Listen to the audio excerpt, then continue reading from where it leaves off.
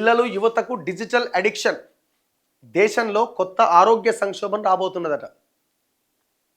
2025-26 ఆర్థిక సర్వే నివేదికలో ఆర్థిక సర్వే హెచ్చరిస్తున్నది.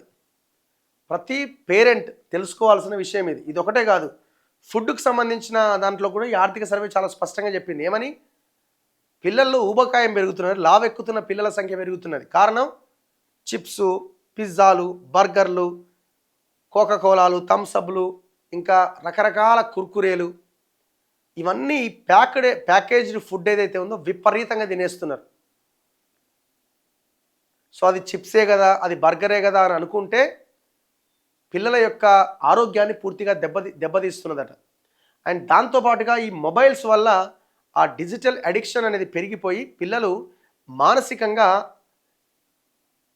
తయారవుతున్నదట. దానివల్ల ఏకాగ్రత, వర్క్ పర్ఫార్మెన్స్ తగ్గిపోతున్నదట.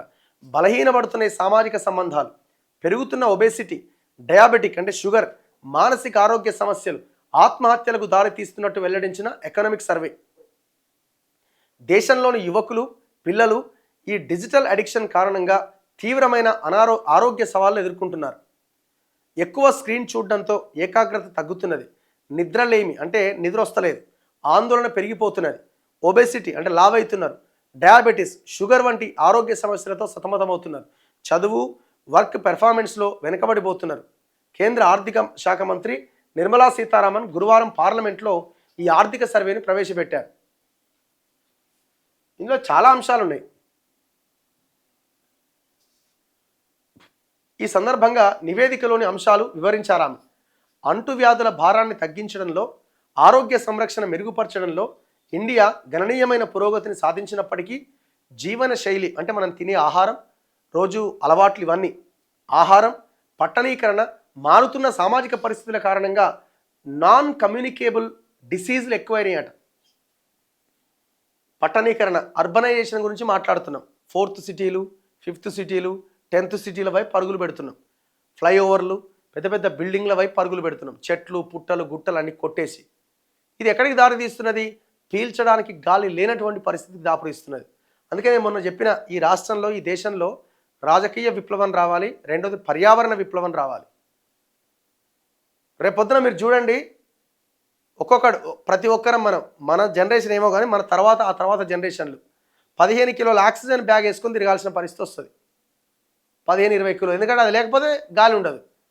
ఇట్లా తీసి చచ్చిపోడే. ఇక ఆ పరిస్థితి కూడా రావచ్చు ఇదే సిచ్యువేషన్ కొనసాగితే. కొంతమంది మాట్లాడుతున్నారు, కరెంట్ నీకొద్దా, అడవులు కొట్టేస్తుంటే మైనింగ్ చేస్తుంటే మాకు అడ్డుపడుతున్నారు అని మాట్లాడుతున్న వీళ్ళంతా ఢిల్లీలో పండబెట్టి రావాలని ఒక 10 రోజులు ఢిల్లీలో పండబెట్టి రావాలడ. 400 ఉన్నది ఎయిర్ క్వాలిటీ ఇండెక్స్. హైదరాబాద్లో 150 నుంచి 200 పైన ఉన్నది. మీరు చెక్ చేయండి, ఎయిర్ క్వాలిటీ ఇండెక్స్ 50 లోపు ఉంటేనే హెల్దీ, 100 వరకు ఉంటే ప్రమాదకరం, 150 పైన ఉంటే డేంజరస్. మనం డేంజరస్ సిచ్యువేషన్లో ఉన్నాం. ఢిల్లీలో 400 ఉంది. అందుకనే ఎవడైతే నాకు అర్బనైజేషన్ కావాలి, పట్టణీకరణ బాగా పెరగాలి, పెద్ద పెద్ద బిల్డింగ్లు రావాలి, ఈ అడవులు మొత్తం కొట్టేయాలి, మైనింగ్ చేయాలా, అదే డెవలప్మెంట్ అనుకునేవాడు ఒక్కొక్కడు పోయి ఢిల్లీలో 10 రోజులు ఉండి రావాలి. నీ భార్య, పిల్లలు, నీ కాందాన్ని మొత్తం ఆడ ఒక 10 రోజులు ఉండి వచ్చి మాట్లాడాలి. ఇప్పుడు తెలియదు మనకి. ప్రధానంగా స్మార్ట్ ఫోన్లు, గేమింగ్, సోషల్ మీడియా వాడకం పెరిగింది. యువత, పిల్లల్లో ఈ డిజిటల్ వ్యసనం ఒక కొత్త ఆరోగ్య సంక్షోభంగా మారుతున్నది. సోషల్ కమ్యూనిటీ సంబంధాలు బలహీనపడుతున్నాయి. ఈ డిజిటల్ అడిక్షన్ డైరెక్ట్గా యువత మానసిక ఆరోగ్యంపైన ప్రభావం చూపిస్తున్నది. 15 నుంచి 24 ఏళ్ల వయసు గల వారిలో సోషల్ మీడియా వ్యసనం ఎక్కువగా ఉన్నది. దీంతో డిప్రెషన్, ఆత్మహత్యలు పెరుగుతున్నాయి. చిన్న వాటికి మొన్న 16 ఏళ్ళ పిల్లలు ప్రేమించుకున్నట్టు చచ్చిపోయారు.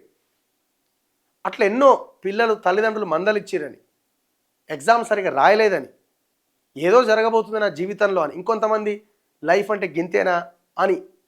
అసలు వాడికి ఏం తెలియదు. ఇక వాడు ఆ చూసి డిప్రెషన్ పెరిగి నిద్ర లేకపోవడం వల్ల, హార్మోన్ ఇంబ్యాలెన్స్ వల్ల ఆ ప్రమాదకర స్థాయికి చేరుతున్నారు. ఇక చూడరు, ఇక లావెక్కుతున్న వాళ్ళ సంఖ్య దేశంలో ఒబెసిటీ ఆందోళనకర స్థాయిలో పెరుగుతున్నది. ఆహార అలవాట్లు, శారీరక శ్రమ లేకపోవడం, ప్యాకేజ్డ్ ఫుడ్స్ వాడకం విపరీతంగా పెరగడమే దీనికి కారణం.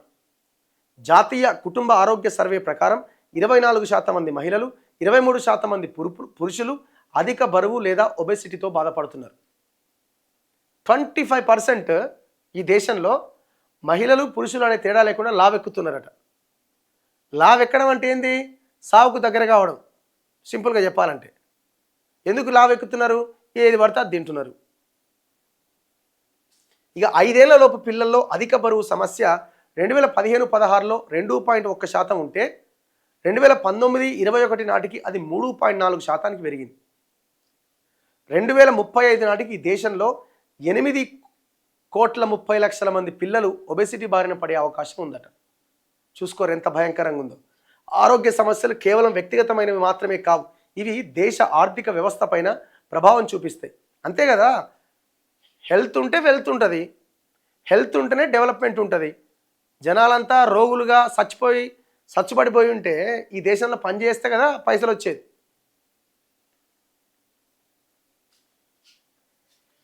అనారోగ్యం వల్ల పని గంటలు తగ్గుతాయి. ఇప్పుడు నువ్వు 8 గంటలు పని చేయాల్సిన నీకు రోగం ఉందనుకో, 2-3 గంటలు చేయగానే నీరసం వచ్చి సత్వ చచ్చిపోతుంది. నువ్వు పని చేయకపోవడం వల్ల ఏమవుతుంది? ఆర్థికంగా నువ్వు బలంగా ఉండవు. దానివల్ల దేశ సంపదకు కూడా ముప్పు వస్తుంది. వైద్య ఖర్చులు పెరుగుతాయి. రోగం వస్తే నువ్వు నెలకి 3,000-4,000 నువ్వు హాస్పిటల్కే పెట్టాల్సిన పరిస్థితి వస్తే నీ మొత్తం హాస్పిటల్కే బాయ్. దీంతో దేశ జీడిపి పైన భారం పడుతుంది. ఊబకాయం వల్ల వచ్చే డయాబెటీస్ అంటే షుగర్ వ్యాధి, గుండె జబ్బులు, హైపర్ టెన్షన్, బీపీ వంటి దీర్ఘకాలిక వ్యాధులు ఆర్థికంగా పెద్ద సవాల్గా మారుతుంది. అందుకే కేంద్రం ఏం సూచిస్తుంది? ఆర్థిక సర్వే అధిక కొవ్వు, చక్కెర కలిగిన హై ప్రాసెస్డ్ ఫుడ్ వినియోగంపై ఆందోళన వ్యక్తమవుతున్న సమయంలో కేంద్ర ఆర్థిక సర్వే కీలక సూచన చేసింది. ఉదయం 6 గంటల నుంచి అర్ధరాత్రి 11 గంటల వరకు ఈ జంక్ ఫుడ్ ప్రకటన పైన నిషేధం విధించే అవకాశాలు పరిశీలించాలి అని పేర్కొన్నది. అంటే ఆ సమయంలో టీవీల్లో కానీ ఎక్కడ కూడా యాడ్స్ రావద్దు. ఈ చిప్స్, పిజ్జాలు, బర్గర్లు వీటికి సంబంధించిన దాని మీద అవుతుందా ఈ దేశంలో? అలాగే చిన్నారులు, పసిపిల్లల పాల ఉత్పత్తులు, పానీయాల మార్కెటింగ్ పైన ఆంక్షలు పెట్టాలని ఆర్థిక సర్వే చెప్పింది. బర్గర్లు, నూడిల్స్, పిజ్జాలు, సాఫ్ట్ డ్రింక్ వంటి పదార్థాల కారణంగా దీర్ఘకాల వ్యాధుల బారిన పడే ప్రమాదం ఉందన్న విషయాన్ని ఆర్థిక సర్వే గుర్తు చేసింది. ఇండియాలో 2009 నుంచి 2023 మధ్య జంక్ ఫుడ్ వినియోగం 150% పెరిగిందట.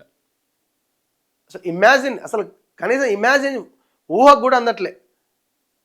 2009 నుంచి 2023కి వచ్చేసరికి జంక్ ఫుడ్ తినే వాళ్ళ సంఖ్య 150% పెరిగిందట. అల్ట్రా ప్రాసెస్డ్ ఫుడ్స్ రిటైల్ విక్రయాలు విలువ 2006లో 100 కోట్ల రూపాయలు ఉంటే 2019కి వచ్చేసరికి అది 40 రెట్లు పెరిగి 3,800 కోట్లకు పెరిగిందట.